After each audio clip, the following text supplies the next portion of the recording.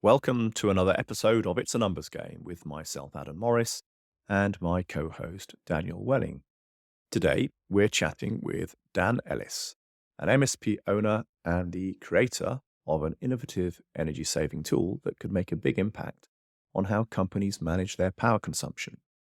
In this episode, you'll learn how Dan's software optimizes computer energy use and saves money, how MSPs can bundle and resell this software as a value add to increase their own revenue, and why this tool is perfect for businesses wanting to track their environmental impact and align with green initiatives. So ladies and gents, please welcome Dan Ellis.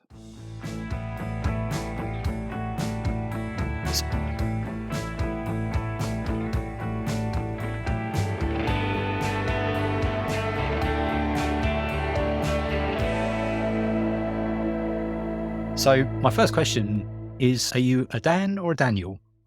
Actually, Dan. So I think both of us are Dans, right? Well, I'm often asked, and my standard reply is, I've been called a lot worse. So whatever you are happy with. But yeah, I'm sometimes a Dan, sometimes a Daniel, especially when I've been Sometimes a Danielle. Is that right? Weekend. Danielle at the weekend. Yes. I think we're both similarly indifferent to how people name us. Yes. But yes, Dan is fine, good sir. Brilliant.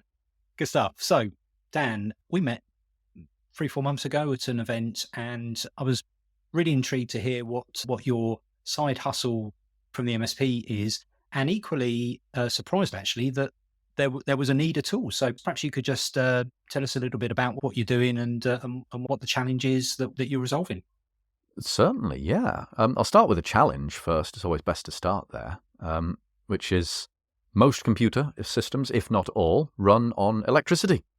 And electricity costs money, and in Europe alone, since 2023, the price of electricity has gone up around 8 times. We've all been experiencing that joy. And a piece of software, a widget I made years ago, suddenly became relevant again to reduce energy consumption on computer systems. So to try and to stop the bleeding associated with energy costs on computers.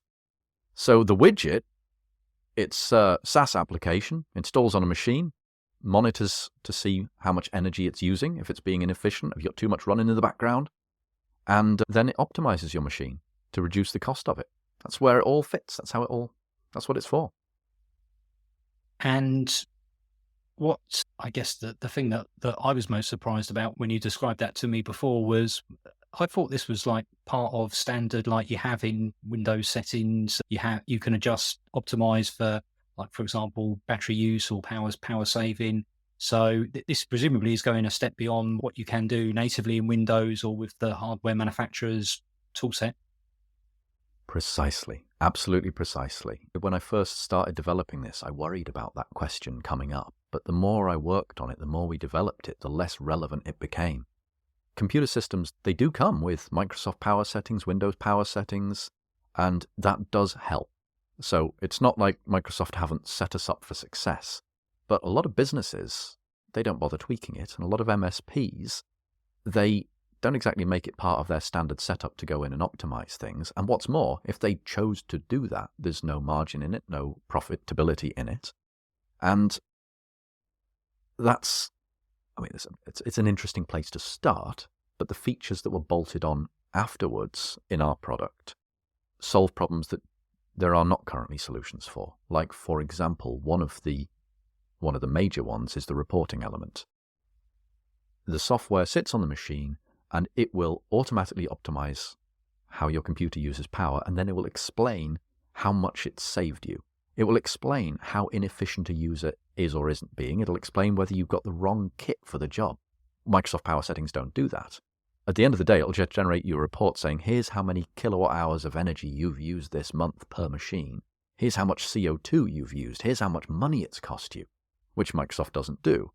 There are a few more simple fundamental settings, like there's an automated shutdown function, which I remember you could use PS Tools, PS Exec, PS Shutdown, if any of you remember that application, to shut down a machine.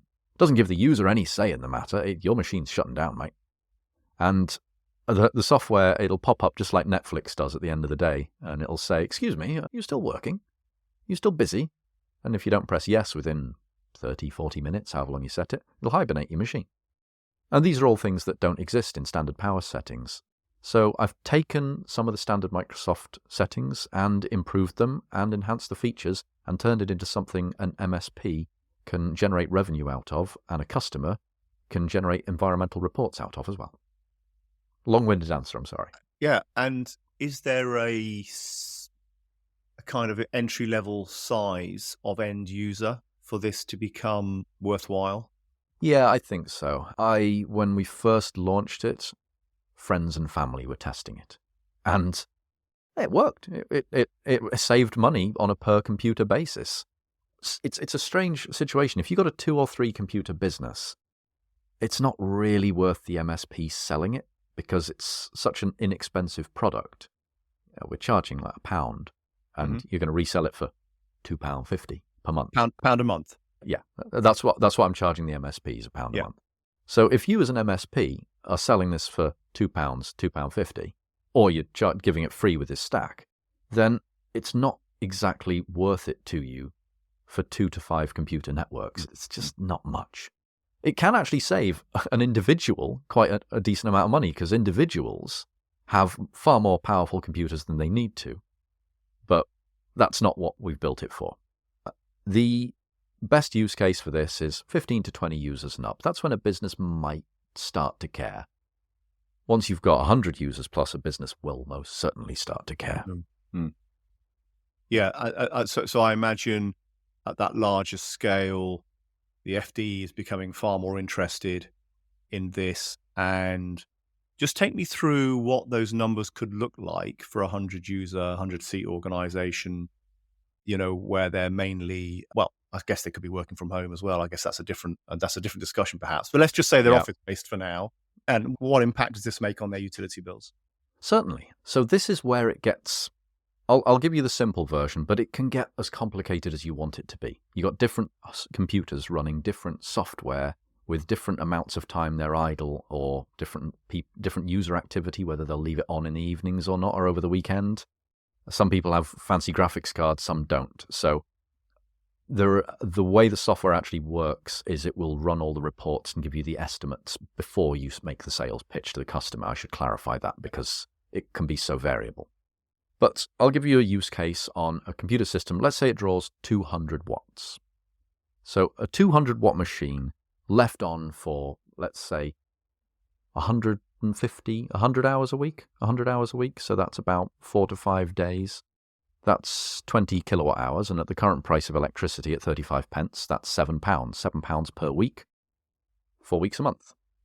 Approximately 4 weeks a month. That's about 28 to 30 pounds per computer per month that you'll spend running a machine. And, well, if you are familiar with the Microsoft Azure pricing calculators, anyone who's commissioned a server on Azure will know that 730 hours in a given month, but you only actually need about 200 hours of actual use in that month.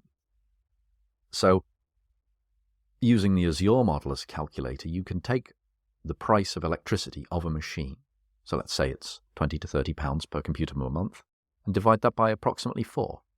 So we can take energy consumption of an inefficient machine and reduce it to 25% of what it originally was costing.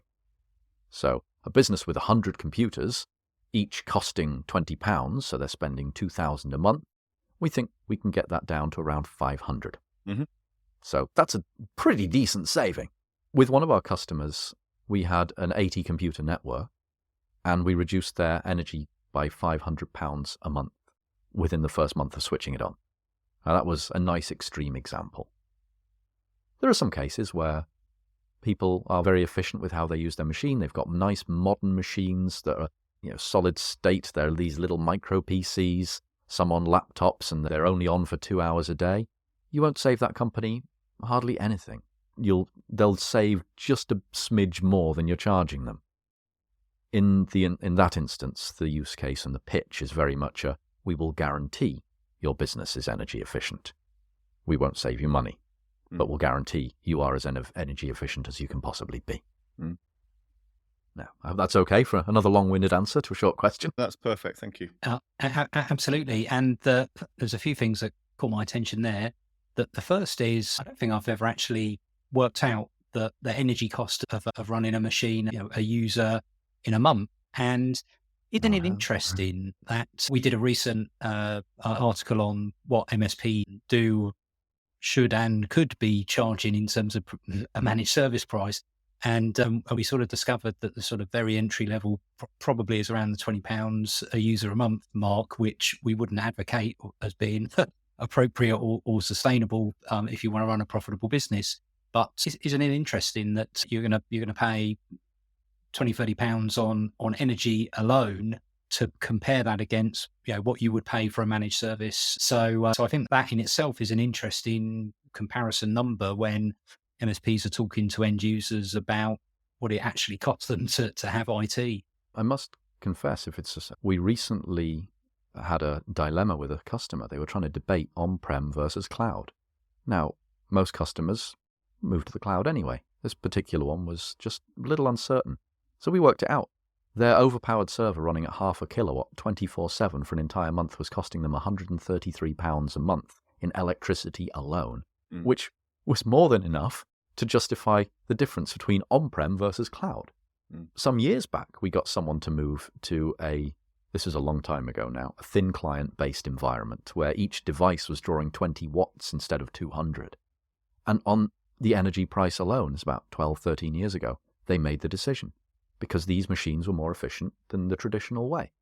And if companies start considering this, they might find there are some doors that can be opened. We've done, SSD upgrades. You do that because it's faster. But you can also do it because it's significantly cheaper to run. And the reason why we've got the software that gives you the estimate first is you go to a QBR with a customer and you tell them something they've never even thought of, which is, did you know how much your computers are costing you in energy versus how much they could be costing you in energy? Suddenly you've got a sales pitch for a product that the customer didn't even consider, but now it'll pay for itself. And it's a much easier sell. You're sort of pushing it at open door, and you're not competing with any other products on the market. It's something that they haven't even thought of. And there's very little objection to it either. And that's before you get into actually, it's a good thing to do to be saving energy, the environmental value. And so, but yeah, it's so much easier if you've got a hard cost benefit to demonstrate, as you say, pushing an open door and it's budget that they didn't know they were spending necessarily. It's not obvious to them because the cost is wrapped up in their overall energy bill. So yeah, as I say, a really interesting topic. We touched on the environmental impact there. In your experience thus far, how much has that been relevant to the MSPs and to their customers? How your sense of are they doing it really for the environment, or is it purely to save money? Right. Well, okay. So I'm a bit of an environmental eco nerd. I've got my electric car, and as part of my VCIO duties, I advise some hydro companies. So I'm all about the green. But I'm well aware that most companies don't care. They'll say they do, but or maybe they will even care. But what they're really focused on when it comes to making a decision is, that sounds expensive. Getting the recycle bins an extra £25 a month. Let's just stick with the standard one. You're dealing with that kind of situation sometimes. The companies that really care about the environment will try and do something about this. But the companies that are interested in the money side, they will also find this product appealing. So something that may blow your mind is one customer we were dealing with recently. I went in and I gave them the whole pitch on energy saving. I said, this is how much you're using. This is how much it'll save you. And they said, yeah, we don't care about that. We're just getting it for PR. Or it's the values of the company. I think, well, but I can save you all this money. I said, well, yes, we will also save money, but we're doing it because it's what matches our company values and it's what will go in the press release. So it was the opposite way round to what you're describing, actually. They were more interested in doing the right thing because it was good optics for the company and it fitted in with their values. Yeah, no, that completely makes sense. And it's interesting that the product obviously, approaches the market, those two different angles. Just going back to that pricing, how much are you seeing MSPs selling this for? What's the kind of range that you're seeing out there? Well, I think an MSP will be wanting to make their 50%. I'm anticipating they'll sell it for around £2. However, we haven't had it happen yet, but I'm thinking it will only be a matter of time before a company decides to just bundle it as a differentiator. But I'm expecting they'll charge £2, or if they're feeling a bit bold, they might charge £2.50 if the report shows that they can make a significant enough saving. And to answer a question that's probably on your minds, if they're selling to a company that's 100% work from home laptop users, you won't save that much energy, and the company's not paying the energy bill. Those are the sort of companies where it'll be an employee perk rather than anything, so it'll have to be sold as that, and you won't charge £2.50. You'll be charging you £1.50 to £2, I think. Sure. And to what extent have you looked at the other route to market around the energy, I don't know what they're called, but the energy brokers, those guys that go around businesses and they look to charge a fee, but always save their clients money. To what extent is that a route to market for you? It absolutely is a route to market. It's just MSPs are where I sort of cut my teeth. So that's why I'm starting there. But we have been dealing with a few energy brokers, trying to get some demos over the line. However, the problem that you'll find is in a big business. The IT budget and the facilities budget have very different opinions to one another. And whose budget does it come out of? Does IT want to spend the money and save facilities budget? If you can get them to collaborate, and if you're dealing at exec level, then you'll be fine. And these energy brokers, they can help if the IT department is willing to let them in. Yeah, that makes sense. Yeah, that's of all the issues we've had, that's been the one that's bugged me the most, is the cross-departmental budget one. We're going to take a quick break whilst I quickly introduce MSP Finance Team, the hosts of this podcast. You started your MSP to help business owners master technology. Isn't it time you were rewarded for that? MSP Finance Team helps hard-working MSP owners finally get the profit, time, and control they deserve. With better financial and strategic insight, you can make better decisions, leading to more control, profit, and time. Our approach is unique. We focus exclusively on MSP businesses, and we meld bookkeeping, CFO as a service, accounting, and mentoring to help you get started, scale, or sell. We bring you the freedom to focus on what's important, whether it's growing your business strategically or enjoying spontaneous moments with your family. So visit mspfinanceteam.com today and take the first step towards financial mastery. Because when it comes to your MSP finances, it's not just business, it's a numbers game.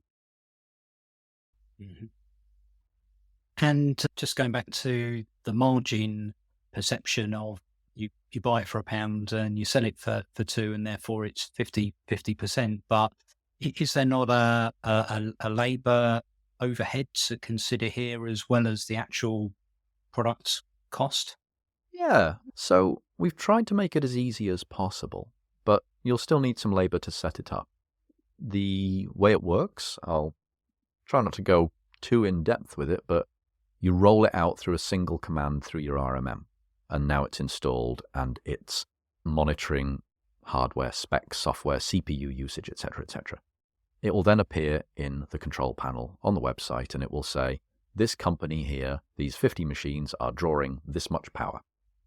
Takes an hour or two to do all of its analysis the first time. So generally, you install it, you roll it out en masse on day one, and then a day or two later, you go back to the control panel and you print out the report. And then if the customer wants to buy it, if they make the decision to purchase, then you go back into the control panel and you click the on switch and start saving them some money.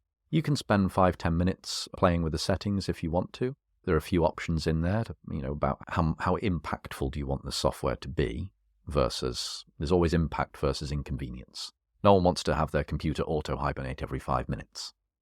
So there's about 5-10 minutes worth of config, and then you roll it out. And then it should just form part of the QBR process where you just press the button to print out the report and you take it to the customer every quarter. So to roll it out for a 100-user network, talking an hour or two. If you want to give them a more customized experience, that can be charged as a premium. And we've had experience with one customer where they wanted the setup, and they wanted 3 years' worth of licensing because there was a 50% government grant that they could use against the whole lot. So that's quite nice. So sometimes the labour's a little bit worth it if you want to really tweak it. If you're lazy, though, you can do it in an hour or two. If you really want to get granular, a day. And in terms of the setup, we'd be suggesting that's a paid project. It's a move and an add or a change, so therefore the installation should be charged separately. But it sounds like the ongoing management is very light, and if anything is maybe more a commercial source of information than necessarily going through the service desk, and therefore part of the cost of delivering the service. So okay, I mean, so far we've got a pretty compelling product and business model. So my next question is, well, why isn't this sort of flying off the shelf? Well, is it? And I'd be interested to learn a little bit about your journey of establishing a vendor business, growing from the MSP knowledge that you have. And I also, before we run out of time, and maybe you can fold this into it, to tell us a little bit about the Pitch It program, because we had a recent episode with Dan and Sean and Mark talking about Pitch It program. So was really interested to see you're involved in that as well. Oh yeah, I've loved the Pitch It program's been fantastic. I tried to enter last year, and if you ever talk to Sean Lardo about this, he'll tell you the amusing story of me missing the deadline by 10 days and then kicking myself for an entire year. But the experience of going from MSP to the other side of the desk, to vendor, feels I should be all cautious being a vendor. But it's been quite nice, because we know quite a lot of MSPs. Part of my job in my MSP, when I am working on it, it's to meet other MSPs, share ideas, collaborate, and see what we can learn from one another. So, we do the IT Nation Evolve events. We do the Tech Tribe events. I'm in Network Group here in the UK. And I try to get to whatever I can to learn. You can see us at CompTIA in London later this year. So, for example, CompTIA, I like them. So speaking to all of these MSPs, we've got a lot of friends, I would say. And as such, so far, it hasn't been too tricky getting this demonstrated and used, and some people doing some sales pitches to their customers either. And within my own MSP, which has definitely been a great springboard, when we've been pitching this to prospects, to our existing customer base, we get there about half the time. The main reasons we haven't so far has been a little bit of apathy, or the network's a bit too small in some instances, and in some instances it didn't personally affect that user, that point of contact enough to justify it, which that can happen sometimes. But by and large, the feedback on it has been phenomenally brilliant.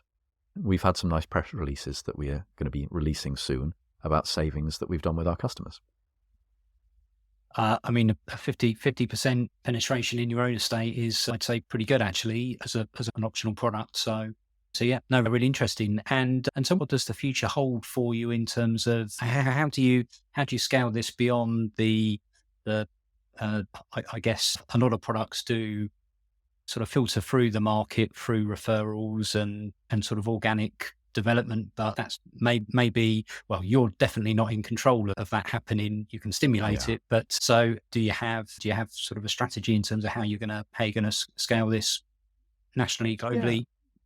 Well, absolutely. Referral's going to be our best method to begin with, because selling as a vendor in the MSP space is a costly thing when you're not, VC backed, I think. So we're starting with the people we know.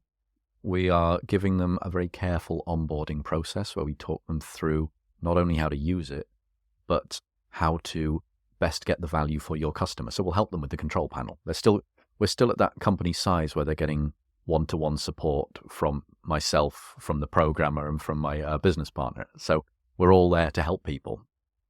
But beyond that, it will be some of the events. I did mention CompTIA this year. We were there last year exhibiting. There will be network group partnership at some point. I'm going to be working on that if they'll have me. And IT Nation is the next step, which we've already started doing through the Pitch It competition. And I think that's a good start for now. We have a few other markets we could go after. I'm not planning to sell directly to home users. No way. But we have some enterprise conversations going on at the moment because enterprises they're particularly interested in the optics in addition to the savings. So we can push forward on both angles there. Absolutely, and still could be a channel-focused route to market for the enterprises through the VARs, as well as the MSPs covering perhaps the small and mid-market maybe. So, yeah. Well, I'd prefer not to cut out anyone. I'd prefer just to go through VARs and MSPs, if at all possible. Yeah. Absolutely, and I'm sure Mr. Tulip is a regular listener to this podcast, so he'll be preparing you a confirmation of order for your network group membership as we speak. Hello, Dave.